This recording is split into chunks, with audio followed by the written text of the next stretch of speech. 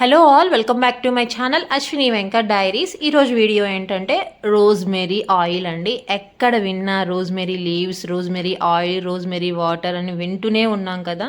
ఈరోజు నేను ఈ ఆయిల్ ఏ విధంగా తయారు చేసుకోవాలో వీడియోలో చూపిస్తానండి. మీరు విన్నవన్నీ నిజమేనండి. రోజ్మెరీ గురించి అన్ని మంచి బెనిఫిట్స్ అయితే ఉన్నాయి.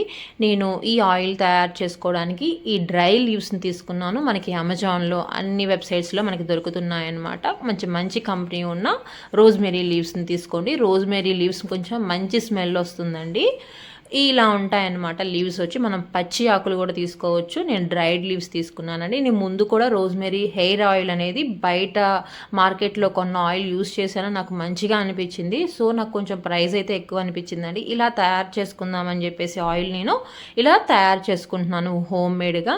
మనం ఆయిల్ ఏదైనా మనం తయారు చేసుకునేటప్పుడు కొంచెం ప్యూర్ కోకోనట్ ఆయిల్ తీసుకోండి. అంటే గానుగ నూనె కానీ అలాంటివి తీసుకోండి. మనకి గానుగ నూనె కొంచెం స్ట్రాంగ్ స్మెల్ వస్తుంది అనుకుంటే, మనకి అది పడలేదు అనుకుంటే ఇంకొద్దిగా కోకోనట్ ఆయిల్ యాడ్ చేస్తే స్ట్రాంగ్ స్మెల్ అనేది తగ్గుతుంది. కానీ మంచి బెనిఫిట్స్ రావాలంటే మంచి ప్యూర్ కోకోనట్ ఆయిల్ తీసుకోండి. నాకు కొంచెం అది స్ట్రాంగ్ ఫ్లేవర్ అనిపించిందండి. సో నేను కొద్దిగా కోకోనట్ ఆయిల్ యాడ్ చేసుకున్నాను.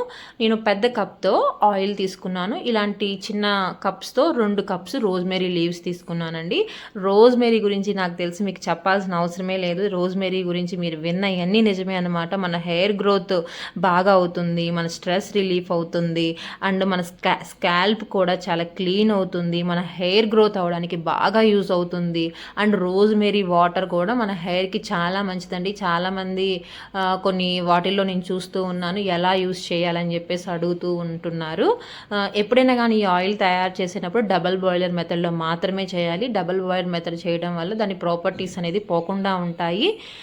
మనకి ఈ ఆయిల్ తయారవడానికి 30 మినిట్స్ టైం పడుతుందండి. ఎందుకంటే డబల్ బాయిలర్లో చేస్తున్నాం కాబట్టి కొంచెం టైం టేకింగ్ ఎక్కువే అనమాట.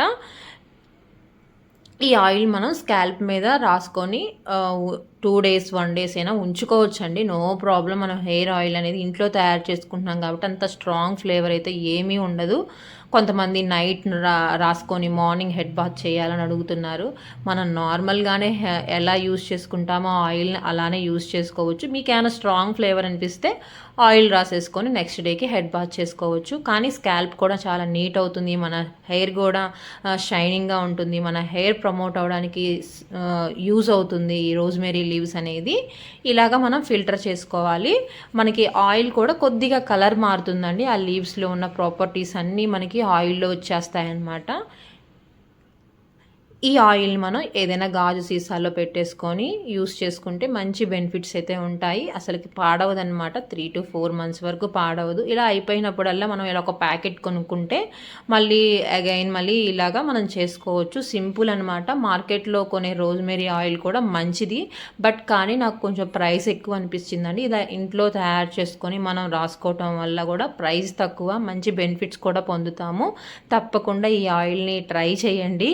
మీకు ఎలా వచ్చిందో కూడా కామెంట్ చేయండి. వీడియో నచ్చినట్లయితే లైక్ చేసి కామెంట్ చేసి సబ్స్క్రైబ్ చేయడం అస్సలు మర్చిపోవద్దు. నెక్స్ట్ వీడియోలో రోజ్మెరీ వాటర్ ఎలా చేయాలో కావాలనుకున్న వాళ్ళు ఖచ్చితంగా కామెంట్ చేయండి. Until then bye.